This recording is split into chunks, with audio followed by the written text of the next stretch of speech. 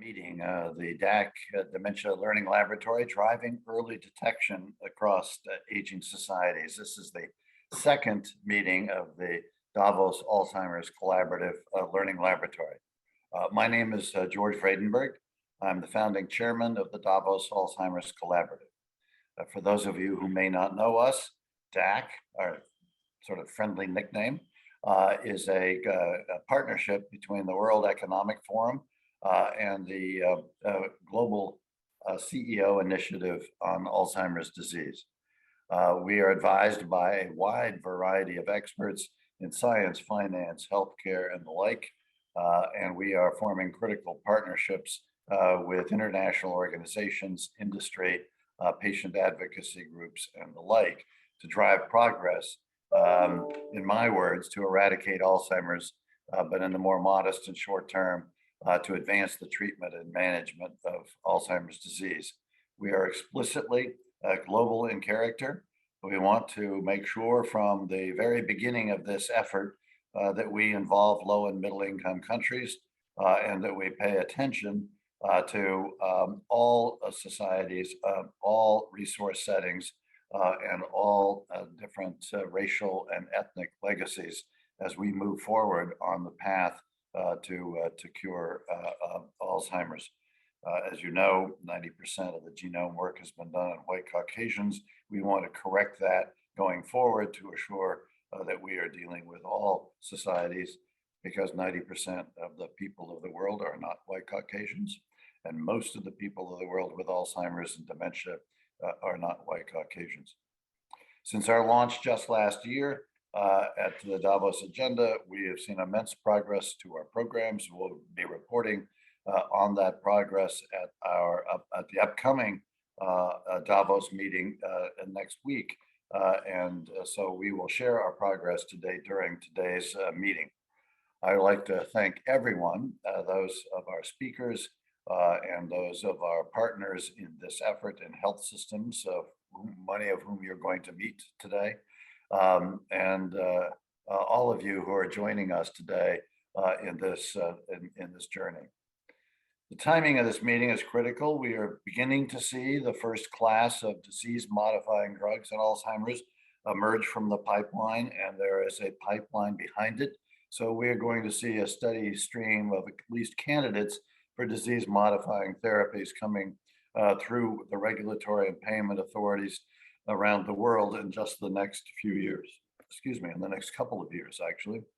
And we have also been advancing our knowledge of the power of lifestyle interventions in the management of comorbidities such as hypertension and metabolic disorders to defer and to prevent this disease as well. So we are at the cusp of some real changes in therapeutic and non-therapeutic interventions to address this disease.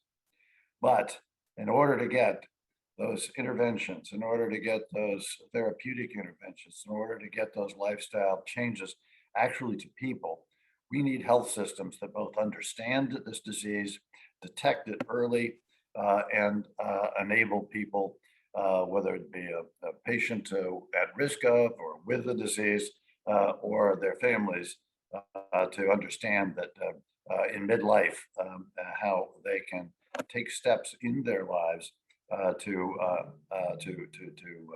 get the care and treatment they need in order to prevent Alzheimer's. Today, we're gathered to change the trajectory in which health systems at the moment, absent systematic interventions available on the market, have not been ready appropriately to treat this disease. We need to gather to change this trajectory and to galvanize action towards preparing for the future, or as the famous hockey player once said, skate to where the puck is going to be in the next couple of years, not where it is today. This meeting marks the second meeting of the Davos Alzheimer's Collaborative Learning Laboratory. This is a mechanism in which health systems, policymakers, public health authorities, researchers, industry, and patient organizations can gather to understand and share learnings across resource settings, across all resource settings from low, medium, and high on what are the operational challenges of adjusting health systems to better be positioned to care for this disease. So through a series of convenings hosted by the DAC Learning Laboratory, our hope is that representatives and stakeholders will be able to engage and learn from the shared projects and take action in their jurisdictions, but also as they take action in their jurisdictions, share their experiences, good and bad and ugly, so that other jurisdictions, other health systems can learn what is needed and what are the steps needed to avoid as they move from lack of readiness to readiness. Last year at our inaugural meeting, we shared the economic case for why Alzheimer's disease must be tackled together through collaborations and partnerships. So we are working towards those goals of linking the experiences of different regions, different resource settings, different health systems in ways that we can learn from one another.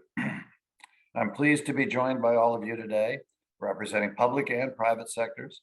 And we're going to hear from health system leaders, as well as the Alzheimer's and care researchers from across the world, as they share with us what it takes to increase early detection of this disease across their societies, their aging societies, as all of us are aging, all of our societies are aging, highlighting key challenges and opportunities for cross-stakeholder collaboration for learning in local health systems. So we're hoping that this is an interactive dialogue, a place where we can continue to learn from one another. So I ask if you have any questions for any of our speakers, please put them in the chat. I'm pleased now to introduce our keynote speaker, Dr. Antonio Oraz, a distinguished neurologist and Director General of the National Institute of Neurology of Mexico, to provide some opening remarks on behalf of his ministry and behalf of Mexico. Thank you, Dr. Oraz, for joining us, and I look forward to your remarks. Thank you so much, and good morning for everyone. It is my pleasure to be here in the name of the Ministry of Health of Mexico. And I want just to have some remarks on this Alzheimer's disease and some of the strategies that were implemented in Mexico. So one of these is called the National Alzheimer Plan in 2015. And in this plan, some strategy was proposed, 8 of them. One of them was the prevention and the promotion of the mental health. And in these particular strategies that was proposed in that time, we were working with some databases, with some registries, and now we know that the prevalence of Alzheimer's disease in Mexico is 7%. And we also know that some risk factors that were associated with Alzheimer were cardiovascular risk factors, especially diabetes and hypertension. And this is especially important in our population because maybe you know that the prevalence and the control of the diabetes and hypertension and in general, or the cardiovascular risk factors in Mexico are not appropriate. This is important also because most of the cardiovascular, including stroke diseases, have more prevalence in Mexico, especially some kind of strokes like lacunar or cardioembolic, because the detection of atrial fibrillation is not optimal. So diabetes is one of the cardiovascular risk factors with more prevalence in our population as well as in Latin America, and also hypertension. Maybe the prevalence of the hypertension is not more higher than in other parts of the world, of the world, but the control of the hypertension is not optimal in most of the cases. So this is a special remark for our population. So the other strategies that was proposed was to ensure access to the quality of services, and the government was working with modify and trying to improve the quality of the services, the medical services, especially in the third level of the attention, including some of the national institutes in Mexico.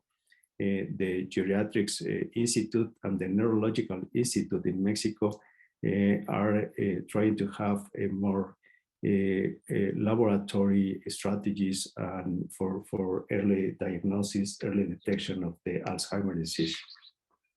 And this is in relation with the next strategies that was proposed, that was the opportune diagnosis and treatment of people affected by the disease. The other one was training of specific and sufficient human resources, and we are working with them now. We are working with the other levels of the attention, the medical attention, the first and the second level of attention, trying to have more cases in the diagnosis and maybe treated in the early phase of the disease, because most of the cases that we see in the National Institute of Neurology or even in Geriatrics Institute are advanced cases, and not early detection was done in most of the cases. The other one was the increased research in dementia, and another strategy was the periodic assess the effectiveness of the proposed actions, and the other one was the long-term care in the last strategies of the disease. So what do we need to improve in our system? So I think of all the strategies need to be reinforced in every year and in every time, but we need to work more with an early detection of the disease, and I mean early detection and in the clinicians, with the clinicians, and we need to work with early detection with laboratory tests, and that's the role that I think that the Davos Alzheimer Collaborative can play in these strategies, not only in Mexico, even in Latin America as well, because we have a lot of patients. We have the capacity to work with early detection. We have the capacity to treat patients in early stage of the disease. And now we need to have more collaborative actions with other labs, with other parts of the world. And maybe some examples, successful examples are the 1066 registers that were applied in Mexico and are working so well. And the other one is the Encuesta Nacional de Salud, that it is a registry in Mexico to specifically know the number of cases with dementia or Alzheimer's disease, and that we're allowed to know the prevalence and the incidence of the Alzheimer's disease in Mexico. So we know that we have a lot of work to do, but I think this Davos Alzheimer Collaborative is a very good opportunity to establish some collaborative work with other parts of the world, especially in the early detection of the disease and maybe the early treatment of the disease also. So thank you very much for inviting us, and have a good day to everyone. Thank you very much, Dr. Raz. You were right on point in terms of the objectives of this collaborative effort. And Mexico has been and is a critical partner in our efforts at the Davos Alzheimer's Collaborative. By coincidence or not so by coincidence, the former health minister of Mexico, Dr. Julio Frank, has just joined the International Davos Board, Davos Alzheimer's Collaborative Board. So we're delighted to have him on board and to make Mexico sort of a central player in all of our efforts. So thank you for joining us. We deeply appreciate it. And thank you for Mexico's efforts in this collaborative. Thank you very much for the invitation. It's now my pleasure to turn today's discussion to Tim McLeod, Managing Director of Bridgeable, a key partner of the DAC Healthcare System Program. He's going to moderate our first panel on how the Davos Alzheimer's Collaborative community of practice is incorporating digital health technologies into clinical practice to increase detection of the symptoms of Alzheimer's disease across 7 health systems. Tim? Great, thanks so much, George. Good morning, everyone from Toronto. And we've also got some of our colleagues in the UK and Japan as well. We're really excited to be here talking to you about the early detection flagship pilot that we've been running. So I'm going to use our time to do 3 things. So first, I'm going to have my colleagues just do a brief introduction of themselves and their setting. I'll then just give you a very brief 3-minute overview of the DAC system preparedness sort of context and backdrop. And then finally, I'm going to invite my colleagues to sort of spotlight some learnings from the field that we've heard over the last few days. Dr. Santosh Correa, maybe I will start with you to introduce yourself to the group. Okay. About me, I'm a senior psychiatrist and psychoanalyst in Brazil, and now I work with DAC in a project in Volta Redonda. It's a city of Brazil, and I remember now what Dr. Steve said, that because in Volta Redonda, 2 things are very important. One, I know the health secretary is a very committed person, and I know the interest in the committed for the doctors for the primary care sector. So you can go above and below, like Dr. Steve said. Well, in Volta Redonda, first we talked to the health secretary, and we have agreement between the health secretary of a municipality and the DAC. It's the first step. Great. Otello, I actually have some extended questions for you in a few moments. So why don't we finish up introductions and then we can come back to how you align resources and government folks. So I believe we talked something about the DAC project in Volta Redonda. Okay, a DAC project is going well, and we have it's very good. Okay, come on with you. Great, thank you. Dr. Ritchie, why don't we go over to you for an intro? Yeah, thanks, Tim. Good morning, good afternoon, good evening to colleagues all around the world.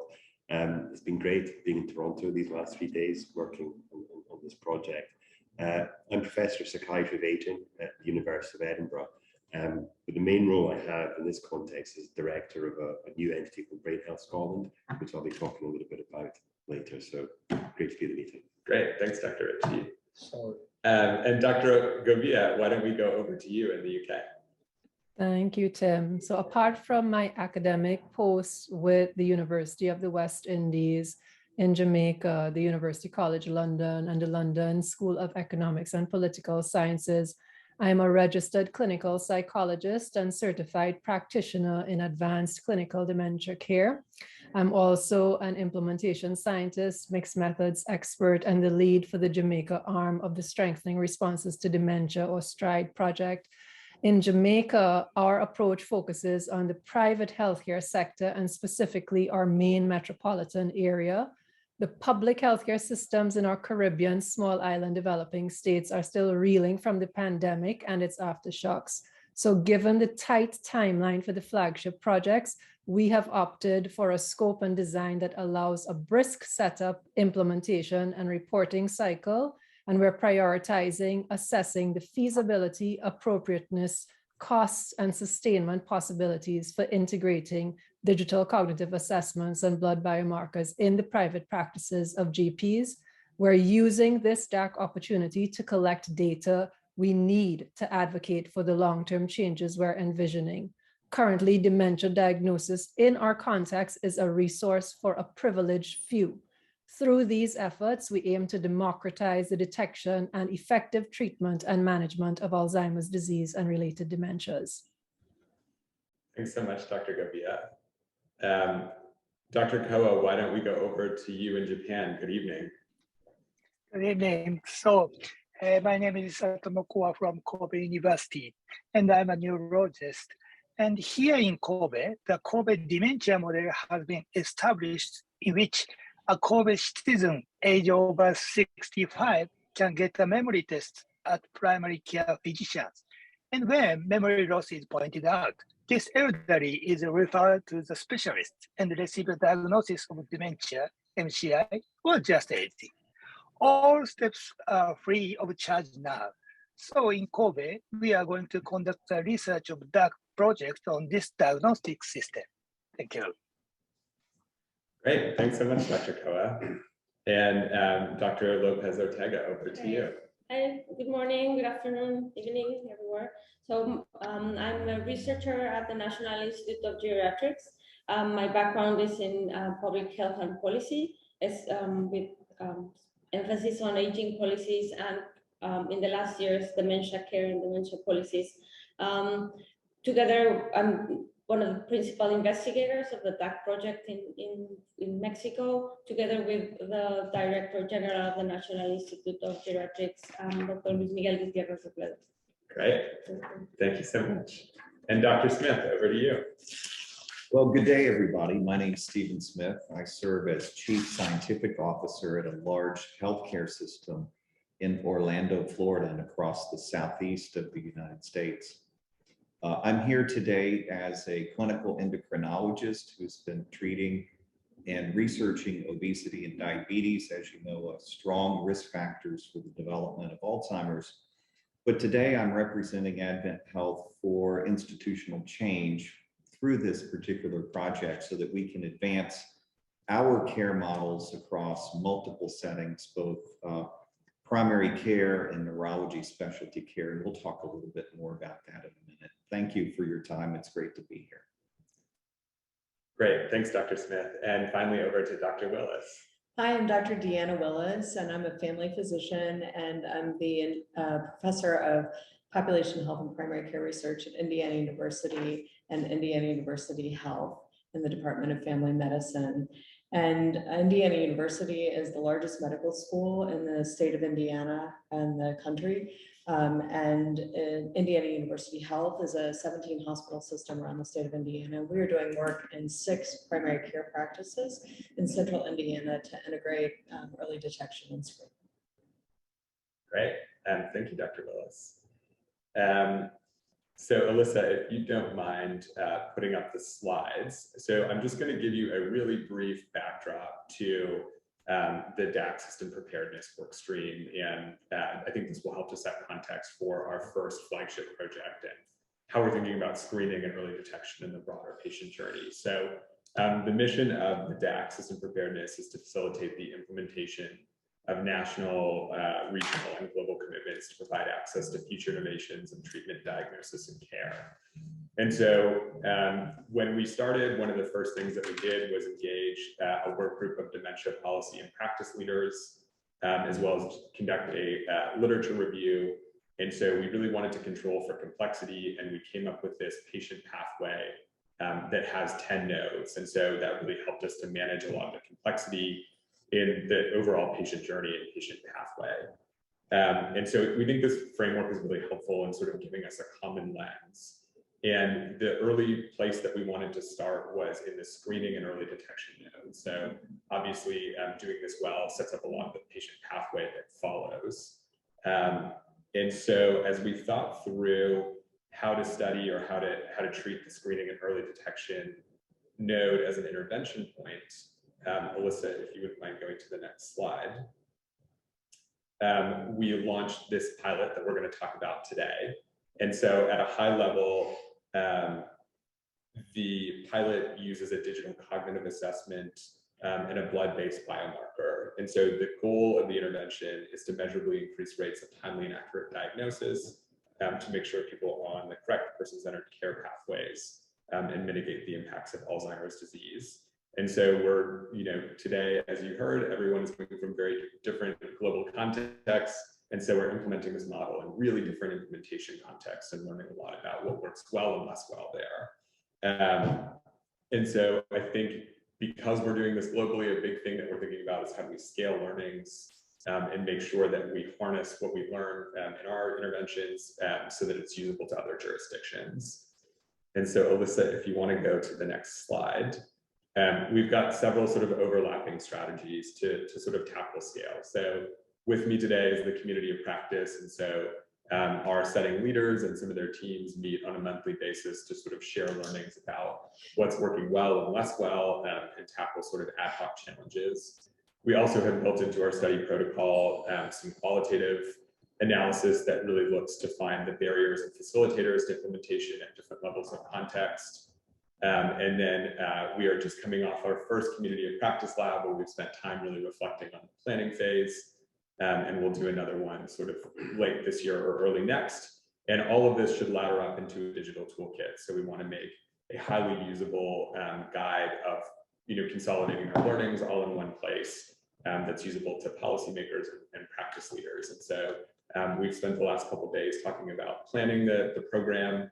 And I would love to sort of invite my colleagues and spotlight some of the learnings that we've heard over the last few days.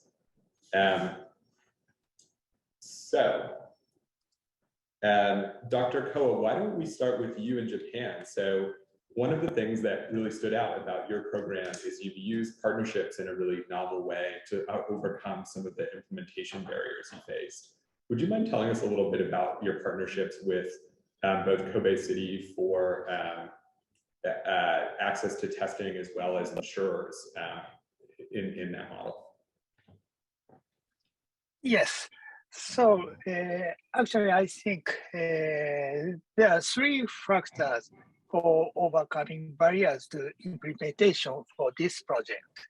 So first of all, I have been collaborating with Kobe City in more than 10 years.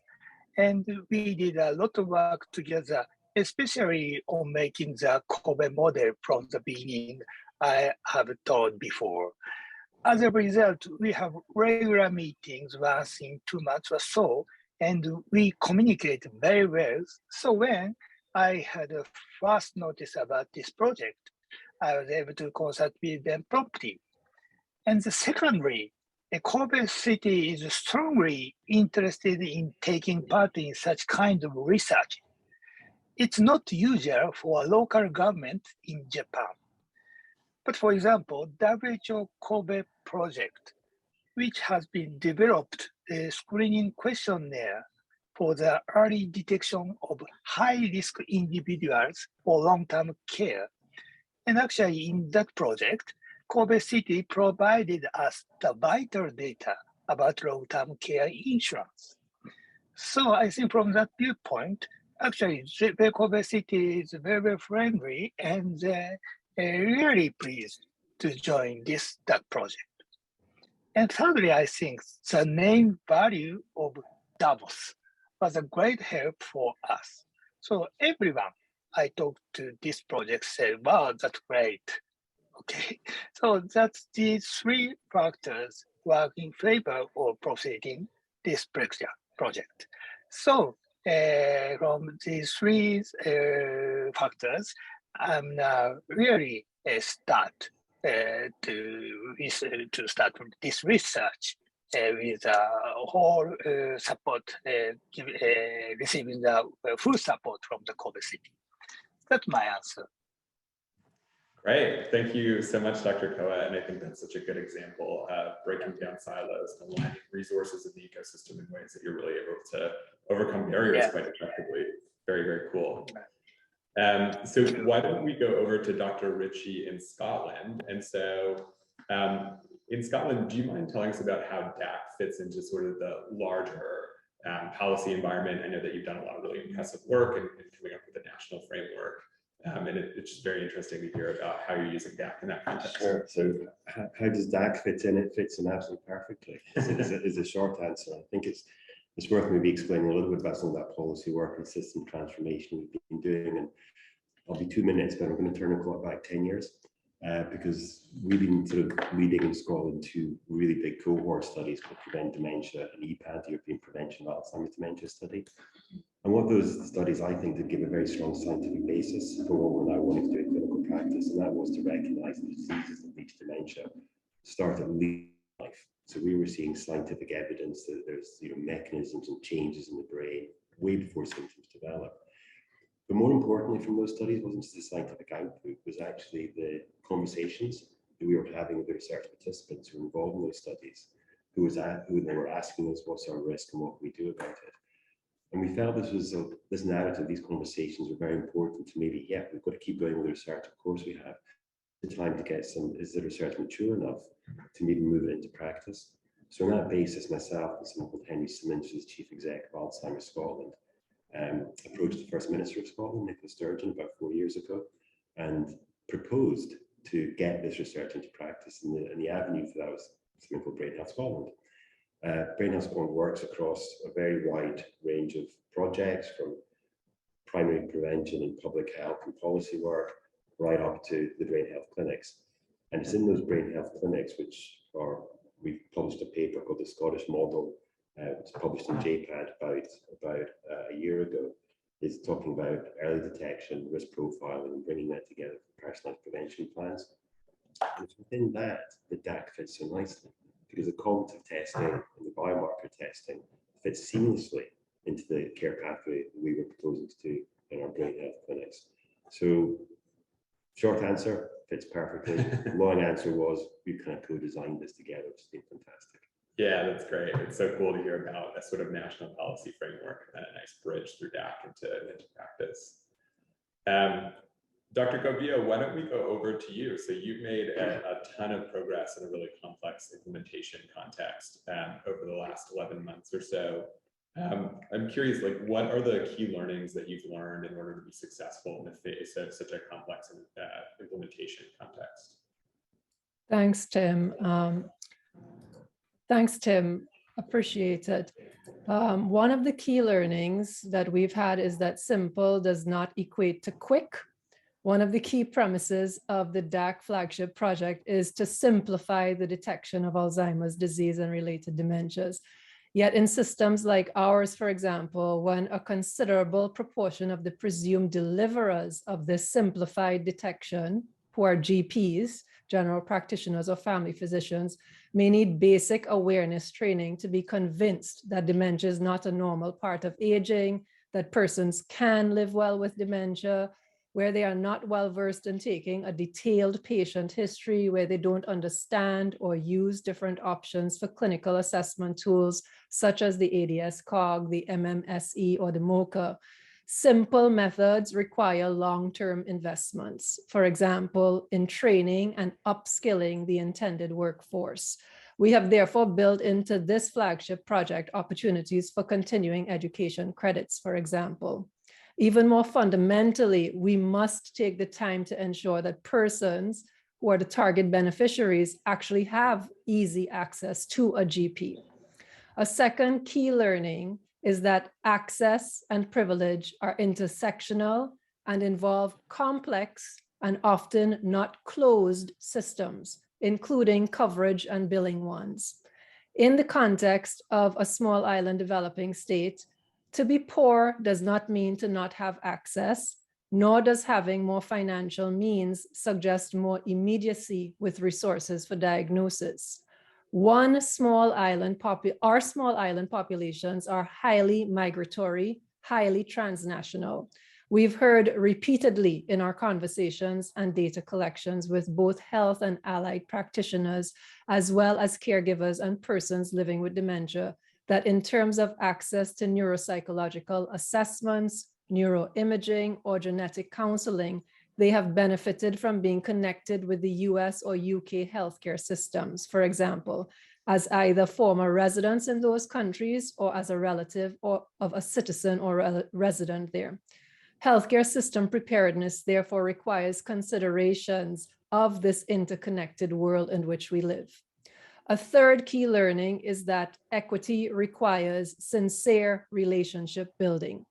To transform systems for timely detection of Alzheimer's disease and related dementias requires putting in the time to learn from and respect the conditions in which these populations that stand to benefit from these interventions live, work, and play. We need to know what they believe, want, and need to ensure that these innovations we're developing and using are fit for purpose. Our innovations must be easy to use, attentive to their needs, and demonstrate respect for them. We must engage in true knowledge exchange from the very beginning of our efforts. We need both top-down and bottom-up partnerships, for example, such as the ones we've been able to leverage through relationships we've built through the STRIDE project with local and regional stakeholders, colleagues from other STRIDE countries, and with Alzheimer's Disease International. And if we learn that our innovations aren't fit for purpose, we must be both humble and agile enough to say, as we do in Jamaica, wheel and come again. Let's try this some other way. Great. Thank you so much, Dr. Gavia. That was such a good distillation of 11 months of learning.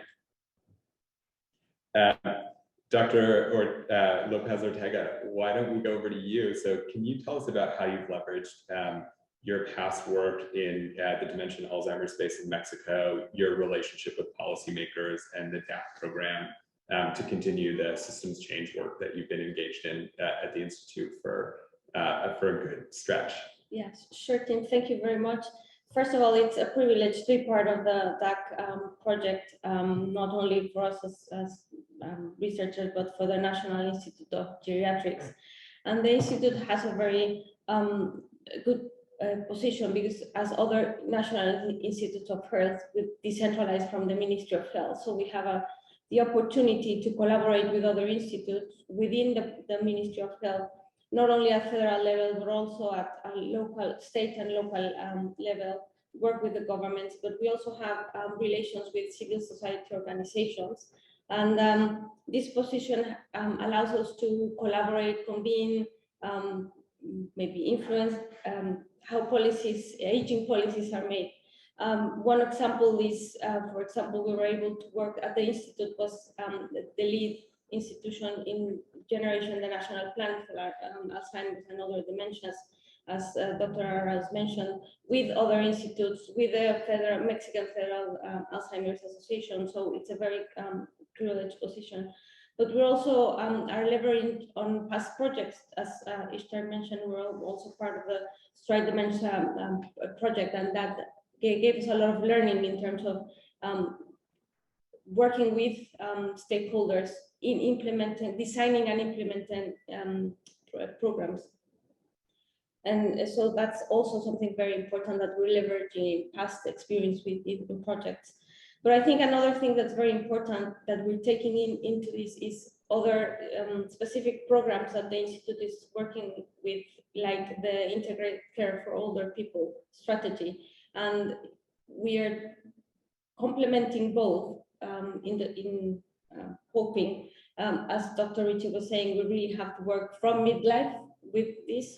So we're hoping to integrate care at primary care level with that privileged opportunity that we have to sort of plan and try to implement policies, integrated timely, we discussed it, but timely dementia care into primary level care. Great. It's so cool to see how successful you've been at threading program sustainability and sort of the DAC program like into a lot of the really impressive work at a systems level that you've done today. Thank you. Dr. Willis, so IU and IU Health were the last flagship studies to join, and over the last 3 months, you have just sped along through planning. Can you tell us about some of the challenges in aligning a health system really quickly and some of the strategies you use to overcome those barriers? Sure. No, I think this is a great question. So, you know, as you said, Tim, we're really two separate but connected organizations, the academic enterprise and then the clinical enterprise. And so there's lots of challenges that come with that. And we've really kind of approached that with 3 ways. One is developing kind of relational communication that is bidirectional. So we've got leaders that we bring together regularly that we provide updates to about the project and identify what barriers that we might need their assistance breaking down. And they've been essential in helping us move through tasks or challenges that we were facing. We also then meet regularly with a small group of liaisons and leaders to each of the enterprises, the research and the clinical side, and do that regularly and frequently. And we're working through kind of day-to-day tasks and operational details with them, and then providing updates to broad groups. So getting in front of all the primary care clinicians for the entire 40 primary care practices so that everyone is aware of what we're doing as an example, and meeting with the entire Neuroscience Institute. And key to all of this communication has really been making as much visual as we can. And we found that our key learning in this area was developing a visual model that people could very easily digest and connect with that explained our approach to the project. I think our second learning was really around engaging stakeholders really broadly in key decisions. And so we very quickly developed a stakeholder group of researchers, primary care leaders and physicians, and then patients as well. And we developed and delegated as many decisions as we could to that group. And so we had them, for example, pick our digital cognitive assessment screening tool through a stakeholder engagement process using a decision matrix and a formal structure that way. And our last learning was really around mobilizing the front line. And we've decided to do that using agile implementation and sprint methodology. And again, really delegating as many decisions as we can to the front line and keeping only the minimum that we can as a standard process that we identify centrally. And as we do that, we really can watch resistance just kind of melt away when the frontline physicians recognize that they're in control of deciding how the cognitive assessment screening will be integrated into their practices and what they want that to look like and what fits best for them locally. Yeah, it's been really impressive to watch you enroll, especially providers, really quickly, knowing that there's some, barriers to getting people in quickly. I think you've used such great strategies to do that. Thank you. So Dr. Correa, over to you in Brazil. And so you've been really successful in getting your study out of the gate relatively quickly. And I know at the beginning, you started to talk about how aligning sort of public sector stakeholders and health authorities together in Volta Redonda has been really key to that. Could you talk a little bit about how you were able to get everyone aligned and sort of moving quickly to implementation in your context? Sorry for the beginning. Just some things about Brazil. Brazil is a very big country. And in Brazil, we have a lot of initiatives for Alzheimer. In Minas Gerais, with Edgar, with Rodrigues Zezek, president of Brazilian Alzheimer Association.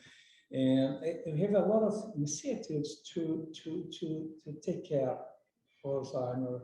And you have some brain health centers, but the whole difference that DAC imposed in Volta Redonda is a new model because this model can attain an early diagnosis. And Brazil have a caregivers association. It's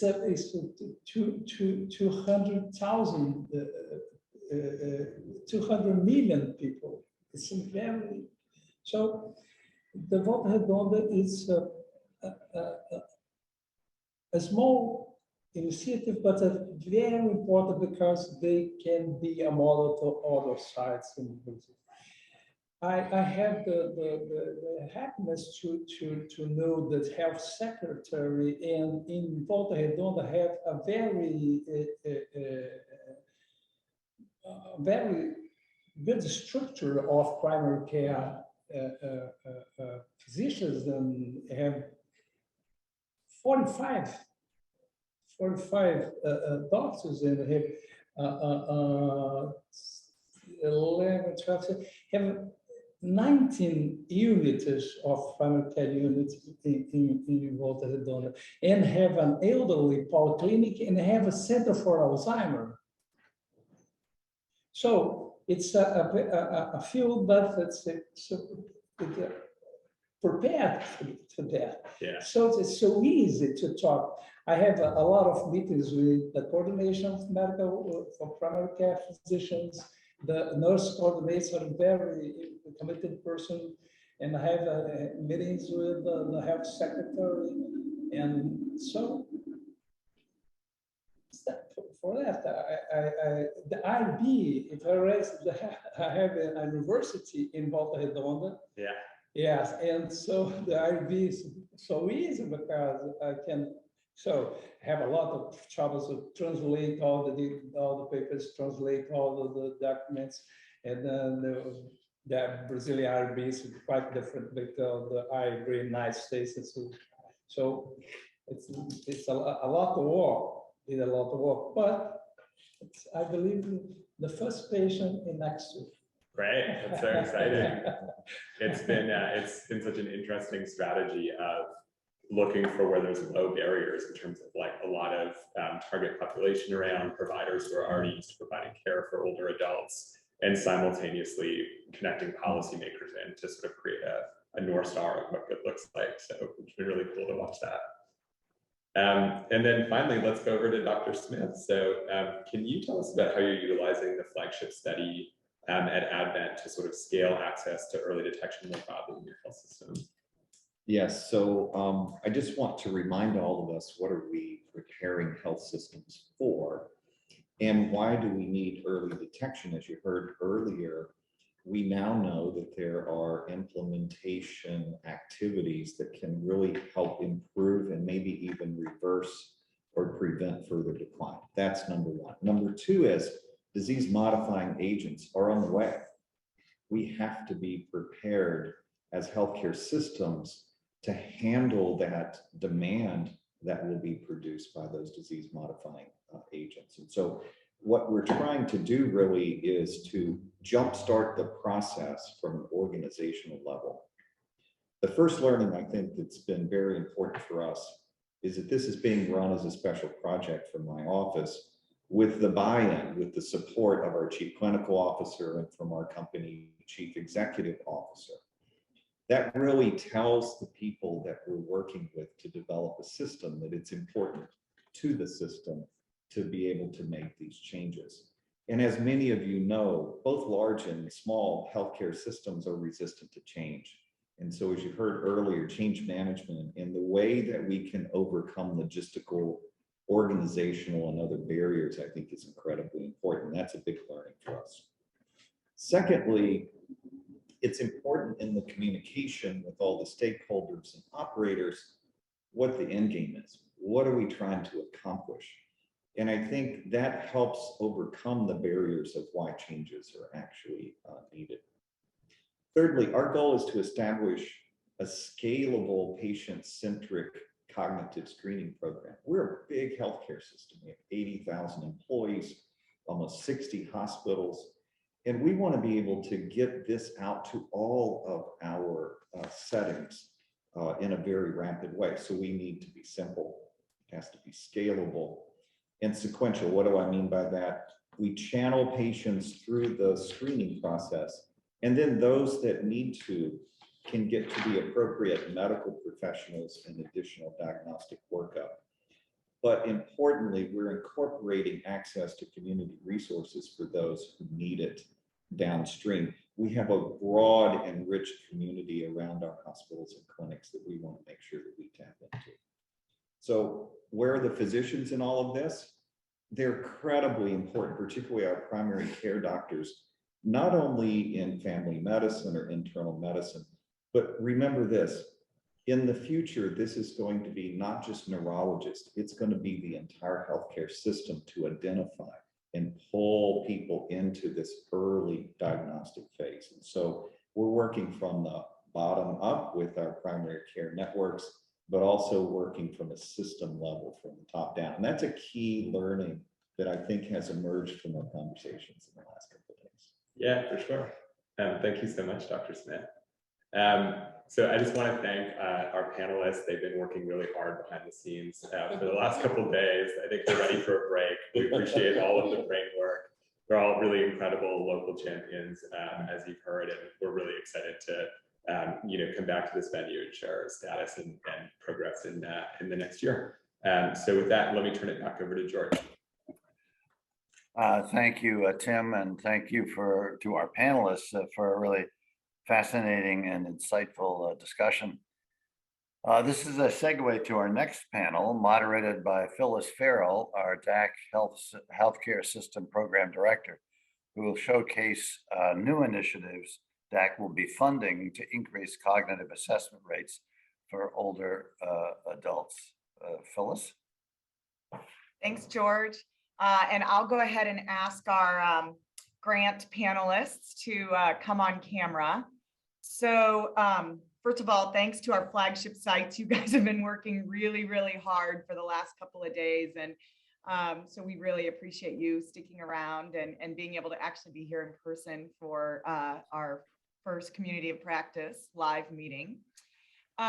So I have the distinct pleasure of introducing the next phase of the DAC System Preparedness Project. So as many of you are already aware, because you've joined Learning Labs in the past, if you're not, we have both a top-down and a bottom-up approach to system preparedness. So you just heard from the flagship sites, which are running a common program across 7 sites in 6 countries, and then they'll work together to understand what's generalizable globally and then what needs local adaptation. And Tim showed you a sneak peek of what they've been working on, which is an enduring toolkit that can be used by systems around the world. At the same time, we know that local systems need things that are very culturally appropriate and culturally relevant for their workflows. So the second part of this program is to allow for grants where individual health systems can apply for funds to basically implement their idea for the healthcare system transformation for early detection of cognitive symptoms. So I have 3 goals today. One is to introduce that the grant beneficiaries have been selected. So I will show you a sneak peek of all 12 of the beneficiaries. But then I have 5 of them with me today to do just a small intro of themselves and the program. So first, I'm just going to do a quick round robin, if I can, of the 5 panelists that I have joining me today from around the world. If you all could just introduce your name, your institution, and your position, and then I'll come back around for you to introduce your program. Robert, you're first on my screen. Can you go first for us?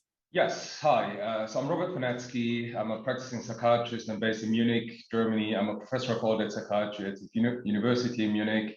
Also the medical director of the old age psychiatry department at the University Hospital. And we have a very long tradition of Alzheimer's disease research because our department is where Aldous Alzheimer used to work for most of his professional career. And my personal interest is in biomarkers, early recognition. I'm delighted to be part of this effort. Thanks, Robert. Thrilled to have Germany joining us on this journey. Sharon. Hi there. Thank you, Phyllis. It's a pleasure being here. I'm Sharon Cohen. I'm a behavioral neurologist. I'm the medical director, site principal investigator, and founder of Toronto Memory Program. We are a community-based large memory clinic and clinical trial site for Alzheimer's disease. And I guess my raison d'etre has always been be practical, be efficient, get the patient to the diagnosis and the treatment. So that has guided me through everything I've done to date. Thanks so much for having me here. Thanks, Sharon. And thanks for hosting our group here in Toronto. We're just down the street. Hey, David, can tell us where you're calling in from? I am actually calling from Nairobi in Kenya, calling from my office. I am Professor of Psychiatry at the University of Nairobi, and I'm the founding director of African Mental Health Research and Training Foundation, dedicated to research to inform policy over the lifespan. And doing this is part of what we have always wanted to do. I am also the director of the World Psychiatric Association Center for Research and Training here in Nairobi. So those are my credentials, more information later, but really a pleasure to be here. Thanks, David. Shaipo. Thanks, Phyllis. Good morning, good afternoon, and good evening, everyone. My name is Shaipo Teo. I'm a consultant geriatrician and physician working in Ripas Hospital, which is the tertiary hospital in Brunei. I have interest in healthy aging, and I'm involved in planning for initiatives for trying to prevent aging and pathology.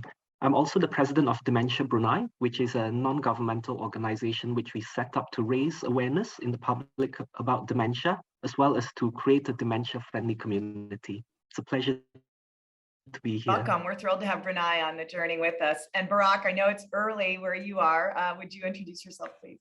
Hello, my name is Barak Gaster. I'm a professor of medicine at the University of Washington, where I'm the director of the Cognition and Primary Care Program and one of the leaders guiding the next iteration of the CDC's Healthy Brain Initiative. I'm a graduate of the University of California, San Francisco, and a primary care researcher with more than 20 years clinical experience in primary care. For the past 7 years, my work has been focused on dementia in primary care, really developing training for primary care providers on how to evaluate cognition, how to make an early diagnosis of dementia, and then help patients and families navigate through the stages of the disease. I'm a co-investigator at the University of Washington's Alzheimer's Disease Research Center and a member of the Hastings Center Work Group on Ethical Issues in Dementia, and just someone who's very interested in how dementia fits into primary care. Yeah, we're thrilled to have your expertise with us. So I'm going to do a quick overview of the grant program. So I should have some slides pop up here, and then we'll come back to our panelists. So George mentioned this early on in his opening comments, but we put out the first grant request in October of last year. And to be honest, first time doing it, we didn't have any idea what was going to happen. You know, we weren't sure if we'd get anybody apply.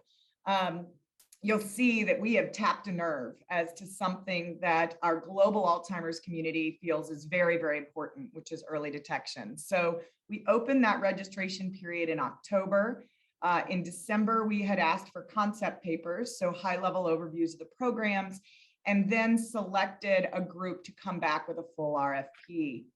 That deadline was March, so you can see this happened very quickly. And then these projects are kicking off this month in May. So one thing about the Davos Alzheimer's Collaborative is we try to move as quickly as possible. We know there's very little time to wait for patients that are facing this disease.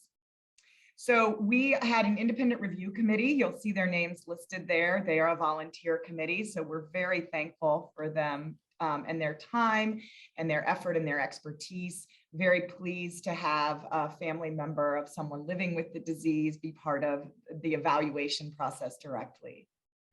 And then the projects are kicking off now. We'll have an evaluation check-in at the end of the year.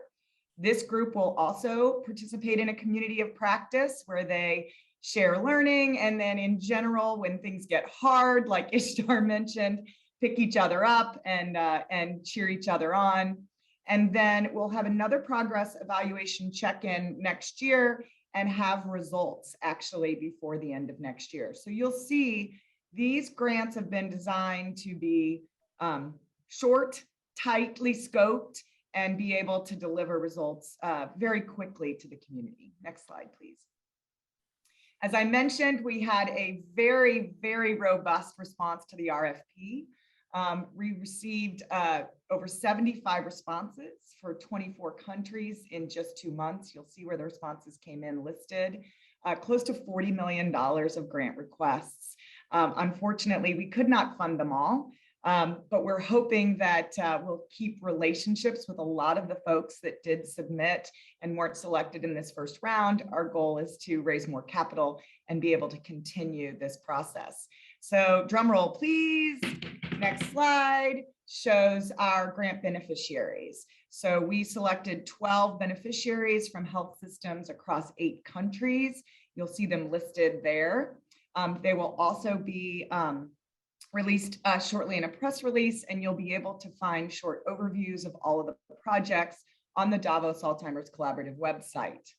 These 8 countries join the flagship countries that you just met in the first panel. And so we will have active projects going in 12 countries by June of this year. That is the last slide. Let's go back to our panelists. We have a little bit of time here, about 15 minutes for us to talk about your experiences, what projects you're running, and why you want to do this. Why are you excited to be part of this program, and hopefully your learnings be applied to other systems. Sharon, let me start with you. Can you just give a quick overview of the unique outreach that you're doing in Canada? You're on mute, Sharon. Okay, never done that before. Thank you.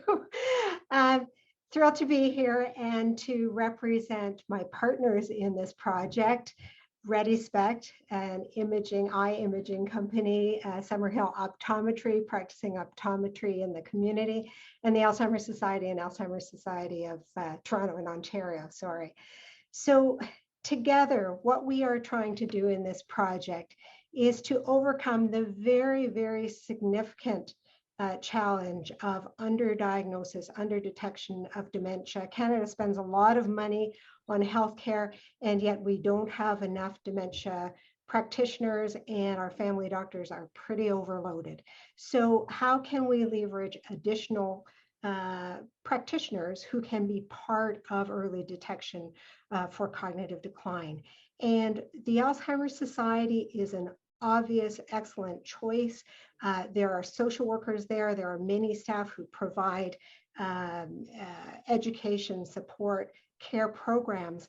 But what we want to do now is embed a cognitive screening program within the Alzheimer's Society of Toronto. And if successful, and I have no doubt it will be, that's scalable to the 30 chapters of the Alzheimer's Society in Ontario and beyond in Canada. And additionally, we would like to have another community-based point of entry for patients to have screening that is very novel, and that is with optometry. Optometrists are not used to taking dementia history. We're not going to ask a lot of them. We're going to pilot this in one optometry practice where on an annual eye exam, which is covered by the publicly funded healthcare system, in Ontario, an individual age 65 and older will be asked by the optometrist if they have any significant memory concerns, decline in memory, and if so, would be offered referral to the Alzheimer's Society for screening, and would be offered a chance to try a retinal scan, a ReadySpect scan, to look for Alzheimer's biomarker, a signature of amyloid in the retina. So we're piloting many things in a very accessible community setting using currently untapped healthcare professionals to participate without asking more of specialists, without asking more of family doctors who are already stretched. So that's the gist of it. Yeah, I know we're all very excited to see this eye as a gateway to the brain, and see if in fact eye doctors can also be a gateway for patients. Barak, do you want to give a quick overview of your program as well? Sure. The Cognition and Primary Care program at the University of Washington is really geared towards facilitating high quality diagnosis and care for dementia in the primary care setting. it's really with the idea that this is a disease which belongs in primary care, and that given the right tools and training, that primary care providers can and want to gain the skills that they need. And so over the past year, we've started to pilot the Cognition in Primary Care program at the University of Washington. And now with this grant, really are planning to expand it throughout the University of Washington network of primary care clinics, which is a system of 16 clinics that cover the entire 1,200 square mile Seattle area. It's really important that the model is based on the Gerontologic Society of America's CARE toolkit, which we refined into an efficient workflow that we've shown is acceptable and usable by primary care. It's concise, it's practical, it's really education that's followed by efficient tools for providers to use in the clinic setting to put their training into practice. Yeah, it's great. I actually see that we have someone from GSA joining us today. They introduced themselves, Karen introduced himself. So David, you are sitting in a low and middle income country. You're also using a frontline provider, but it's a little bit of a different frontline provider than maybe a primary care physician in Washington. Tell us a little bit about what's happening in Kenya. Well, I must start by giving credit to the London School of Economics, who involved us in a project that has been very, very successful, involving several countries across the globe. Part of the part that we worked on was on stigma towards mental health issues or neurological issues concerned or found in old age. We were a little bit skeptical initially when we started because we did not know how it would be received by the communities. We have no policy, or up to that time, we didn't have any policy here in Kenya. We wanted to develop or want to have policies that are evidence-based. So basically what we wanted to know was whether it was possible to go into the communities and dialogue with the communities about old age. And that's exactly what we did. We also drew quite a bit on some other activities in the communities that we had been undertaking for a long time. And what surprised us was that the communities, at least those we worked with, we are very willing, shall I say more willing than we were, to talk about mental health issues and to dialogue with them in a very respectful manner. We didn't go to them saying, well, we are medical people or we are professionals. We went to them to learn from them and engage them in respectful, constructive dialogue. When we took this approach, we realized that it was really very possible to talk about anything. We even, I learned things that I didn't know. I didn't know that there was a local term for dementia. It was not as if we are teaching them about dementia for the first time. Of course, they had been seeing cases of dementia and they call them different names. And when we describe to them that dementia is a condition that presents like this and that and that, and we ask them, do you know about these conditions? Say, of course we know it. We don't call it dementia, but we call it this name. So we connected very easily. So what we hope to do in these projects is to carry on from what we learned from that wonderful project, the London School of Economics. We want to go back to these communities and tell them, yes, you have told us that you have this problem, this is what you call it, but we want to know, we want to work with you so that we know the extent of this problem and how we can work together to find solutions. In the process of doing this, we work with everybody. Everybody matters. Yes, policymakers are very important, but the families are equally important. Opinion leaders in the communities are very important. Everybody who lives in that community, constructive dialogue. And that is the approach we have taken. working at the front line, at the communities. We find it's very rewarding that instead of me sitting here in an office or just teaching students, going to the communities and working with the communities, you can achieve quite a lot. And that has been our experience, that has been our dream. And we hope this project will push us into that direction. The beneficiary will be the people of Kenya. And of course, what we learn from Kenya, we can share it with other countries with the similar socioeconomic status, who hold similar beliefs about mental health in people in the old age. Thank you. Thank you, David. You know, one of the things we'll see when our grant beneficiaries come together in a community practice is I think we'll find there's a lot more commonality, even across high resource and low and middle income countries.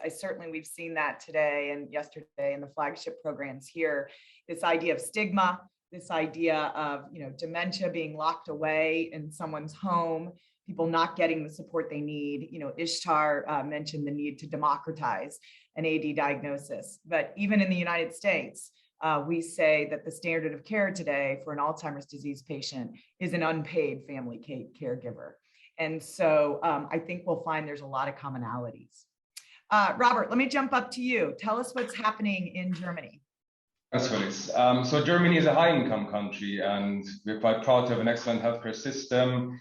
But we didn't have a national dementia plan until less than 2 years ago. Detection rates for cognitive impairment are still very low, even for full-blown dementia cases. There are no standardized procedures for cognitive screening population.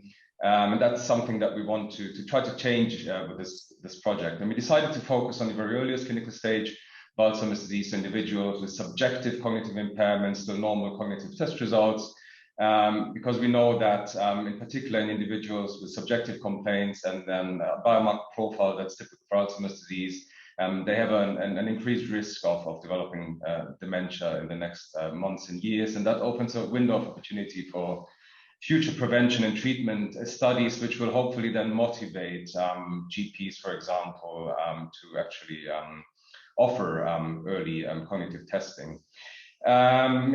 We think, or we decided to adopt a community and primary care-based approach, even though I'm an academic clinician working at a university hospital. And we will use different combinations of questionnaire-based assessments of subjective cognitive decline, self-assessed digital cognitive testing and blood biomarkers in a cluster randomized trial. It's quite a unique combination, at least for Germany, of a large academic hospital, of a charitable provider of social and health and emergency services. That's the St. John Emergency Assistance, of a health economist very active in DAC, so Matzke, who will kind of analyze all the data that we generate. And then 3 industry partners, 2 major pharmaceutical companies, Roche, who offered to do the blood biomarkers, and Eisai, who will give us access to Cognigram, which we will use for the self-assessed cognitive testing. And an innovative startup, KI Elements, who will do artificial intelligence-based speech analyses as a kind of an additional kind of low-cost, hopefully scalable cognitive screening tool. So we'll use a network of social and senior centers of St. John Emergency Assistance, provide cognitive training and all kinds of activities for seniors that will give us a pool of hopefully interested individuals. We'll screen them for subjective cognitive impairment, do digital cognitive testing, do blood biomarkers, and then ask them to see their GPs if they have subjective complaints. We will provide the GPs with the cognitive testing and biomarker information, and what we won't tell them what to do, because the main aim of this is to see if we can increase cognitive screening rates, to explore if GPs are willing to adopt this strategy, and also to see how this biomarker information influences their decision to refer their patients for further evaluations at our memory clinic, where we'll do CSF and PET biomarker studies to ascertain and aid the diagnosis. So this will hopefully result in a kind of a feasible, low-cost approach for Germany. It will help us to generate a data repository or registry and biobank for other DAC initiatives, such as the global cohorts and clinical trials platform. And if this doesn't work in Germany, which has access to lots of resources, it's probably not going to work elsewhere. So that's why we think that we have to try it in a high-income country and then change it and adopt it to situations in other countries. Thank you, Robert. Yeah, we're really interested to hear what you learn. I think you brought up one of the very key points, which is you might work in an academic setting, but your project is set in that real world clinical practice setting, which is one of the unique things about the DAC grant program, is that we're trying to bring in new players, new key stakeholders. So Shepo, why don't you bring us home and talk about what's happening in Brunei with your program?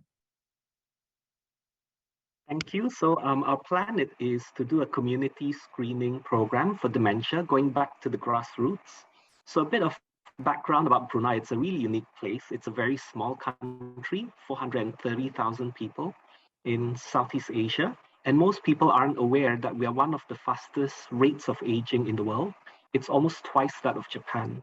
And the diagnostic rate is quite low in Brunei. And we usually see as clinicians late presentations to clinical care, usually when they forget to walk and eat. That's the extent to which we make diagnosis of dementia. I noticed Tarun is here, and the WHO has a global target of diagnostic rate of 50%, and we're currently standing at 19.2%. Yep, so we thought we need to think a bit more systematically and bigger. Hence the thought of doing a community screening project. And for those who we identify, we will request they go to their GPs for cognitive assessment. So we hope to use public engagement, going back to the grassroots, engaging village heads, going to the senior citizen activity centers, and do these screening assessments on older people, aged 60 years and older, as well as 50 years and older with risk factors for dementia.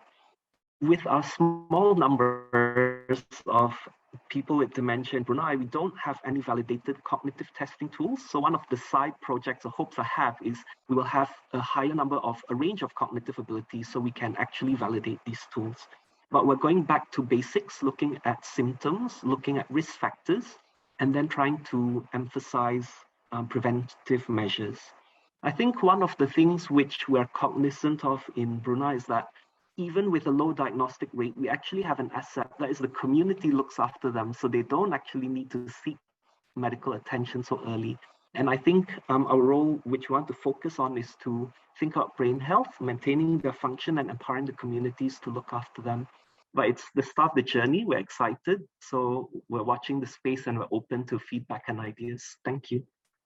Well, thanks to all of you. I just am going to say, I'm not going to ask questions about are you excited to participate, because I think you all demonstrated that just in your explanations. All of you that are listening or watching, please follow these projects as well as the rest of the grant projects. We're excited to share their results, and thanks to all of you for being with me today. George, sending it back to you. Thank you, Phyllis. Thanks to all of our speakers, really delivering on the promise of working globally. You certainly reflect that. We're delighted to be working with you in all of these efforts. I'd like to now to introduce Tarun Dua, who quite frankly probably is known to virtually every one of you. She's unit head of the Brain Health and Mental Health and Substance Abuse Department at the World Health Organization, for a few questions to talk about how we can work with the WHO and scale what learnings we develop as we go through this process into global best practices. I loved Ishtar's comment that we have to be practical and pragmatic, humble and agile, which I thought was appropriate. We don't really know whether any of this is going to work, but we are going to work at it and extract a great deal of learning. And we know very much that we're going to have to be ourselves humble and agile as we go through all of this to both innovate in clinical practice and to make it scalable and sustainable. So with that, thank you, Tarun, for being with us today. And I would love to get your sense of whether the WHO and DAC are aligned, and how we might see DAC playing a helpful role to you as you work with global populations around the world and improve healthcare. Thank you, George. So first of all, let me start with congratulating you and DAC and the panelists, especially for the excellent discussion. When we think about health system preparedness or implementation research or the issues that are related to diagnosis and care, we know that for dementia, Alzheimer's disease, these parts sometimes they get neglected in overall funding, in overall investment.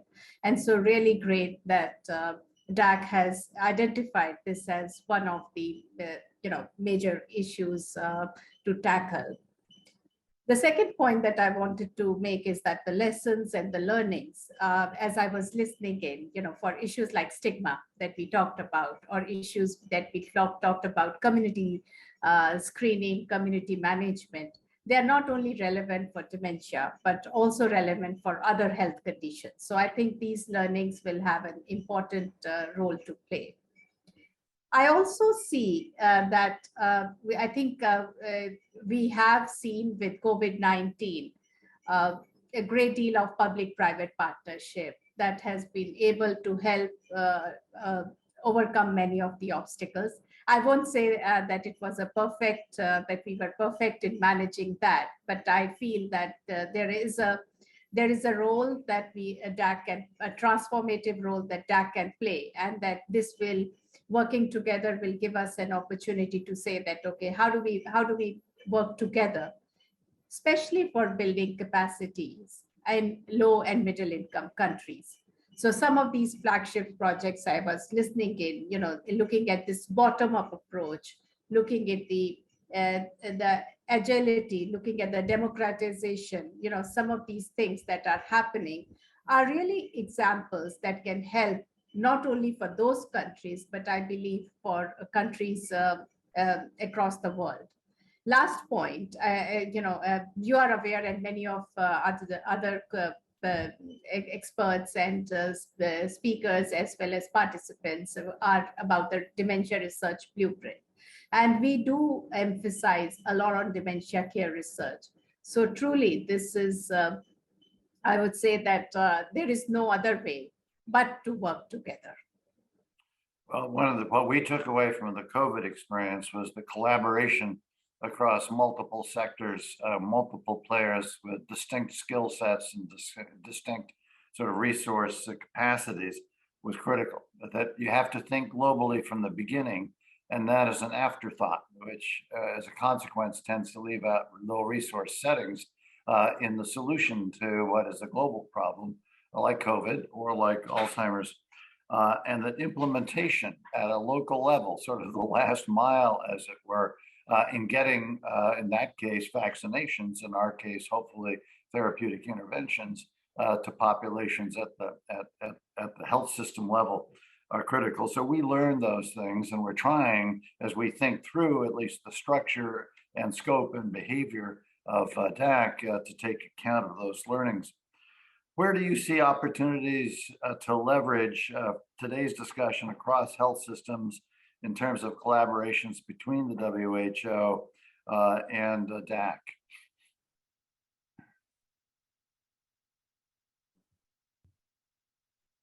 Couple of reflections, George. So I think one of these speakers earlier mentioned about the global target, which is around improving dementia diagnosis across different countries and diagnosis rates. So first of all, I think all these efforts will help us in generating evidence on how dementia diagnosis can be improved. The other point that I would take from this discussion is, we heard about various innovations, role of digital technology, and I'm coming back to COVID-19. We know that how innovation is really the way to go. And if we look at the challenge that is due to dementia, digital technologies are something that needs to be explored. We also have seen that earlier one would think that this is not possible in low and middle income countries, but clearly more and more we know that this can be scaled, and we need to see how these scalable solutions they will work. The third point that I would take is that, you know, if we are improving dementia diagnosis rates in countries, one, from a scientific point of view, it helps us to know, okay, what is the disease burden, what is the prevalence, what is severity. But from a health system angle, it helps us to know what resources are required at country level, what kind of services are needed, and how do we provide them? How does the health system provide them, and what kind of solutions are needed in that case? And last point is that we have, how do we take these research into scalable policy actions? And this is where the opportunity to work together is extremely important. So how does the evidence that comes from flagship programs we take up to the policymakers, and from, for example, a project that is one district, how does it get scaled up to many districts? How is it part of the policy actions? And this is where I think we need to work together. I think, as you can tell from the presentations today, we're working sort of at the local level and with a lot of dots, connecting those dots, and hopefully using the connection of those dots and the learnings from that to really infect health systems around the world with a sense that they can do this. And what are the techniques to do it? What are the barriers to getting it done? What are the opportunities to scale? Whereas you work with governments and at sort of a policy level in ways that can bring governments into the game. And I think we need to connect those two as we go forward to assure that we develop as much scalability and sustainability as we can in these efforts. The problem of dementia is only going to get greater in the next 20 and 30 years. If the experience of COVID is correct, for every person affected by COVID, 9 people in the immediate family were impacted by a COVID case. And that's certainly the case in spades with Alzheimer's, where the person with Alzheimer's is only the primary, but certainly not the only person impacted. Caregivers, family members, financially, emotionally, and in some cases in terms of job loss or job stepping aside. So that means that the estimate today is 50 million people affected by Alzheimer's. That's close to 500 million people who are being impacted today, a number that will triple by mid-century. So we've got to get on with it, so to speak. So I'd like very much to understand and how and where and what we can do together to sort of take what we're learning at the implementation level, so to speak, and scale it with you and scale it to policy action on top of implementation action. So I appreciate your comment. I appreciate your being here. You know, you and I have been working together on this general issue for years now. And I look forward to finding making the relationship concrete, impactful, measurable, and hopefully helping you achieve your goal of 50% diagnosis rates and getting every country in the world to have a national dementia plan. So